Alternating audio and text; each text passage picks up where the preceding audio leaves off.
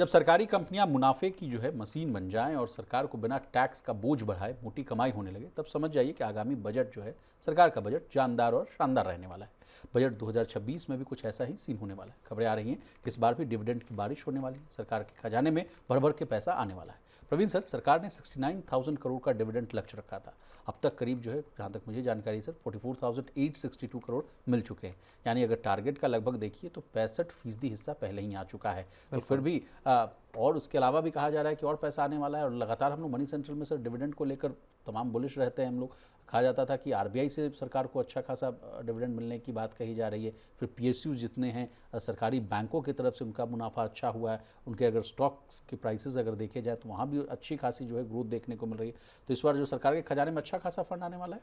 नहीं, बिल्कुल। और सरकार को अगर डिविडेंड से अच्छी कमाई होती है, जो कि पिछले कुछ वर्षों में होती हुई दिखाई भी दी है जी। सरकार ने अपने एस्टीमेट जो रखे उससे तकरीबन हर बार पिछले अगर आप कुछ उनको देखेंगे तो उनको सरकारी खजाने में उससे ज़्यादा पैसा डिविडेंड के तौर पर सरकार को हासिल हुआ है। नहीं, इसको एक डेटा भी है सर कि लगातार ये 5वां साल होगा जब सरकार को जो है डिविडेंड से जो है उम्मीद से ज़्यादा जो है हाँ बिल्कुल। देखिए, सरकार एक बजट में एस्टीमेट देती है जिसको बी कहते हैं ना, जिसको बी बजटरी एस्टीमेट बोलते हैं। वहाँ पे सरकार ने जो, और इस साल भी जो 69,000 करोड़ का एस्टीमेट दिया है, माना ये जा रहा है कि जो डिविडेंड से कमाई है वो इसको एक्सीड कर जाएगा, इससे ज़्यादा कमाई सरकार को होगी। लेकिन बताया ये भी जा रहा है, माना ये भी जा रहा है कि सरकार इसको रिवाइज करने के अभी मूड में नहीं है। ये एक्चुअल जो आ जाएगा सरकार उसको देखेगी। चूंकि पूरे ग्लोबल लेवल पर और पूरे कारोबारी माहौल को लेके एक अनसर्टनिटी बनी हुई है, ऐसे में सरकार कोई बड़ा नंबर नहीं देना चाहती। लेकिन माना ये जा रहा है कि 69,000 करोड़ का जो आंकड़ा है इसको मीट कर लिया जाएगा और इससे एक्सेस कलेक्शन डिविडेंड के जरिए हो सकता है। नॉन फाइनेंशियल जो जितने भी पीएसयूज हैं, सीपीएसईज हैं, उनके जरिए विशाल जी। लेकिन जो आपने बात कहा सर कि जो अनुमान को इसलिए नहीं बढ़ाया गया, उसके पीछे कुछ तर्क दिए गए। एक तो आपने कहा कि वैश्विक जो हालात हैं उसको लेकर जो है अनसर्टेनिटीज़ बनी हुई है। सरकार का एक कंजर्वेटिव रहना एक अप्रोच ये भी बताया जा रहा है। और बजट पे जो है जोखिम न लेना एक फैक्टर ये भी है सर। तो ग्लोबल अनसर्टेनिटीज़ वाला जो फैक्टर है सर, वो देखिए बजट पर भी जो है हावी होता हुआ दिख रहा है। नहीं, कंजर्वेटिव, देखिए कंजर्वेटिव अप्रोच इसी वजह से है। कंजर्वेटिव अप्रोच सरकार की इसीलिए है क्योंकि जो जिस तरह की का माहौल है ग्लोबल लेवल पर, उसमें हो सकता है कि और अभी जो 44,800 करोड़ रुपए का डिविडेंड आया है ये दिसंबर तक का है। आप मार्च तिमाही में ज़्यादा डिविडेंड आएगा क्योंकि ईयर एंड होगा, क्लोज होगा साल, तो वहाँ से कमाई ज़्यादा हो सकती है। लेकिन सरकार अपने एस्टिमेट्स को अभी एक तरह से कहें कि कंजर्वेटिव या बिल्कुल लो लाइन पे रखना चाहती है। बाद में इसमें इजाफा होगा तो वो सरकार, फ़ायदा सरकार को क्या है? सरकार इस वक्त रेवेन्यू के एक डेफिसिट की स्थिति से, क्योंकि लगातार रिफॉर्म्स जो कर रही है सरकार इसको, और खर्च सरकार के बहुत ज़्यादा हैं। तो वहाँ पे आप सरकार को अपने जो खर्चों के हिसाब किताब हैं उसको निपटाने में यहाँ से इस पैसे को की मदद मिलेगी अगर ये 69,000 करोड़ से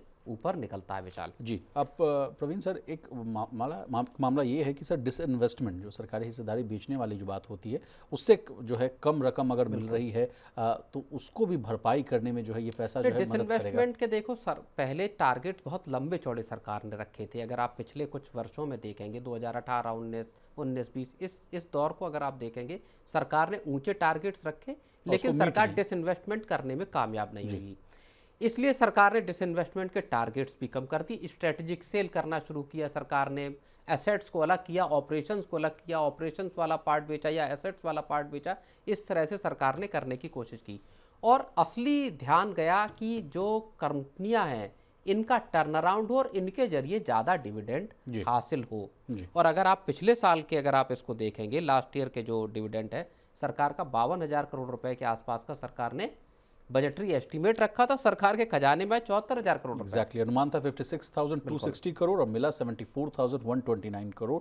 वो अब तक का सबसे बड़ा रिकॉर्ड है बॉस। लेकिन तो हो सकता है इस साल भी जो अभी जो 69,000 करोड़ का जो अमाउंट रखा है, हो सकता है पिछले साल का जो 74,000 करोड़ का जो हाई था, हो सकता है सीपीएसईज के जो डिविडेंड है ये इसको पार कर जाए। और इसके साथ एक बड़ी चीज़ इसमें बहुत महत्वपूर्ण समझने वाली ये है कि जो डिविडेंड का बड़ा हिस्सा है वो आता है ऑयल मार्केटिंग कंपनी से सरकारी। नहीं, मैं वही अगला सवाल मैं आपसे यही पूछने वाला था कि अब डिविडेंड की बात हो रही है तो आगे कौन कौन से ऐसे फैक्टर्स है जो तय करेंगे कि डिविडेंड कैसा रहेगा। तो एक बात सामने आ रही है कि सरकारी तेल कंपनियों का जो प्रदर्शन है वो सबसे अहम रहेगा, और अगर कच्चे तेल की जो अंतर्राष्ट्रीय जो कीमतें हैं वो अगर कम रहती है तो कहा जा रहा है कि तेल कंपनियों का जो मुनाफा है वो बढ़ सकता है। पूरे साल अगर आप देखेंगे तो तो 60 से सरकारी तो जो तेल ऑयल है वो सस्ता रहा, एक चीज। दूसरी चीज, भारत ने ऑयल और डिस्काउंट पे खरीदा रूस से। जी तो ओवरऑल अगर आप देखेंगे तो भारत का जो क्रूड बास्केट पर जो खर्च है वो कम रहा है। ऑयल मार्केटिंग कंपनियों के मुनाफे अच्छे रहेंगे और वहाँ से फिर जो डिविडेंड है वो सरकार के खजाने को अच्छी उसमें भरपाई कर सकता है। चलिए सर, अब बजट की बात हो रही है, डिविडेंड की बात हो रही है, तो सर बजट से रिलेटेड एक दो और खबरें हैं उसको भी मैं और चाहता इसके साथ इसमें माफ़ कीजिएगा जी। इसके साथ जो डिविडेंड है और नॉन टैक्स रेवेन्यू जो है सरकार का, बेसिकली ये सारा नॉन टैक्स रेवेन्यू में आता है। यहाँ पे इनके साथ आपका एक चीज़ और जुड़ती है, वो जुड़ता है आरबीआई का मिलने वाला हर साल का सरप्लस। और दूसरी चीज़ एक बड़ी जो आती है सरकार की किटी में वो आता है टेलीकॉम का स्पेक्ट्रम का एजीआर, या जो टेलीकॉम का यूसेज चार्ज जो जिसको कहते हैं। दो ये चीज़ें और जुड़ती हैं उसके बाद सरकारी खजाने में। और अगर आप पिछले साल का देखेंगे तो FY25 में 5,31,000 करोड़ रुपए सरकार को नॉन टैक्स रेवेन्यू के जरिए मिला था। तो ये एक बड़ा अमाउंट है जो इस साल अगर इसको सरपास करता है, अगर आरबीआई पिछले साल की रकम के मुकाबले ज़्यादा देता है, टेलीकॉम का जो स्पेक्ट्रम चार्जेस ज़्यादा मिलते हैं और सीपीएसई से ज़्यादा पैसा सरकार को मिलता है, तो आप ये मानकर चलिए कि ये जो है 5.5 लाख करोड़ या उसके ऊपर जा सकता है। वहाँ सरकार को इस शॉर्टफॉल को जो रेवेन्यू पार्ट पे, जो आपको टैक्स रेवेन्यूज जो हैं उसके पार्ट पे सरकार को तो इससे भरपाई करने में मदद मिल सर सकती इससे एक और बात सामने आती है कि आगे और रिफॉर्म्स की जो गाड़ी है वो और बढ़ती हुई नजर आएगी, और सरकार जो है अच्छे रिफॉर्म्स को लेकर बिल्कुल जो है अग्रसर सरकार दिखेगी। रिफॉर्म की ही गाड़ी, और ये बजट पूरी तरह से रिफॉर्म वाला बजट रहने वाला है, ये आप तय मानकर चलिए। जी, तो इस यानी मिडिल क्लास को और तमाम जो है देश की जनता को और अच्छी राहत मिलने की उम्मीद है। और सरकार ने प्रधानमंत्री नरेंद्र मोदी साहब जो हैं वो तो बोलते हुए भी नजर आए कि ये कोई पहली दूसरी तीसरी बात है नहीं, आप लगातार अब जो देखिए रिफॉर्म्स को लेकर जो है सरकार जो है कड़े फैसले लेते रहेगी और आपको जो है बेनिफिट देती रहेगी, जैसे जीएसटी बिल्कुल। और जैसे आज नीति आयोग में प्रधानमंत्री के इकोनॉमिस्ट्स के साथ, वित्त मंत्री के साथ एक बड़ी बैठक है जी, वहाँ पूरे बजट की रूपरेखा पे आज चर्चा होनी है, जो pre budget meetings pre budget में। उसमें तो आप ये मानकर चलिए, नीति आयोग में ही राजीव गौबा की अगुवाई में पैनल बना हुआ है जो पूरे के पूरे रिफॉर्म किस तरह से किए जाने हैं उसकी रूपरेखा तय कर रहा है जी। कल माना जा रहा है कि अभी तक जो खबरें आ रही हैं उस हिसाब से कल कैबिनेट की एक बड़ी बैठक हो सकती है, कल सुबह 11 बजे।